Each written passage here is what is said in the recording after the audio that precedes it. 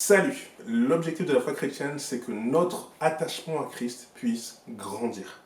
Et pour travailler à ton attachement à Christ, j'ai une bonne nouvelle, c'est que j'ai un outil que je vais te présenter. Cet outil s'appelle un groupe de croissance, un concept développé par Neil Cole.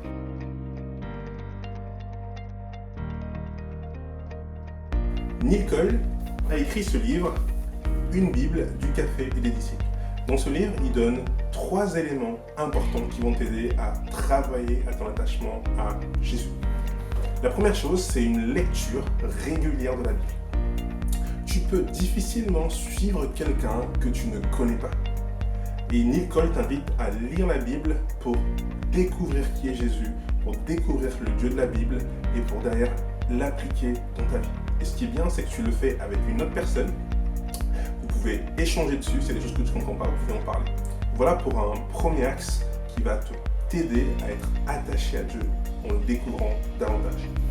Le deuxième axe, c'est la confession. Voilà un constat que je fais. La Bible nous appelle à confesser nos péchés, mais je ne sais pas pour toi, mais j'ai l'impression, en tout cas pour ma part, que très peu de personnes confessent leurs péchés régulièrement.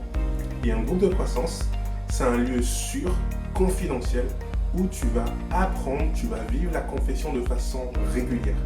Et je te l'accorde, au début, c'est pas simple et ça pique. Mais à la fin, c'est tellement bon, c'est tellement génial de finalement partager à l'autre et dire finalement à Dieu ce qu'il sait déjà sur nous. Et ça, c'est déjà un très bon début pour une restauration. Voilà pour un deuxième élément qui est la confession. On arrive au troisième élément qui est la prière. Et bien, dans un groupe de croissance, on prie l'un pour l'autre pour que Dieu nous transforme, mais on prie également pour que Dieu nous donne des occasions de témoigner, de parler de lui. Voilà, en gros, en quelques mots, ce que je t'invite à découvrir au travers de cet outil qu'on appelle un groupe de croissance.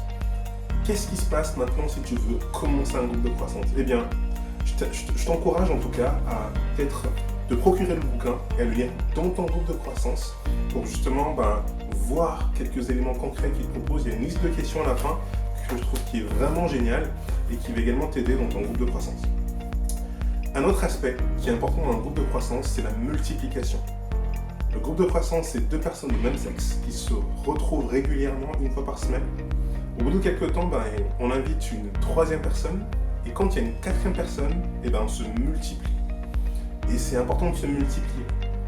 Ce que j'ai constaté, c'est que si la multiplication n'est pas un objectif dans votre groupe, il y a très peu de chances que vous puissiez vous multiplier. Et voilà pourquoi j'aimerais t'encourager à, dès le début, à vous mettre au clair sur la multiplication. Et un exemple concret, c'est que en un an, c'est génial si vous êtes déjà 3 et que vous envisagez, que vous priez déjà pour une 4e personne pour pouvoir vous multiplier également par la suite. Voilà pour moi. J'espère que ça t'a donné envie de découvrir le concept, mais également de l'essayer, de le tester toi-même avec quelqu'un. Donc je rappelle, c'est un groupe unisexe, des gars avec des gars, des filles avec des filles.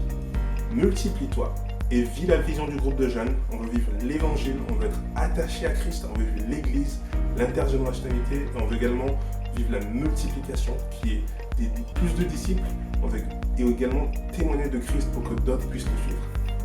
Salut, bonne lecture, bon début de groupe de croissance.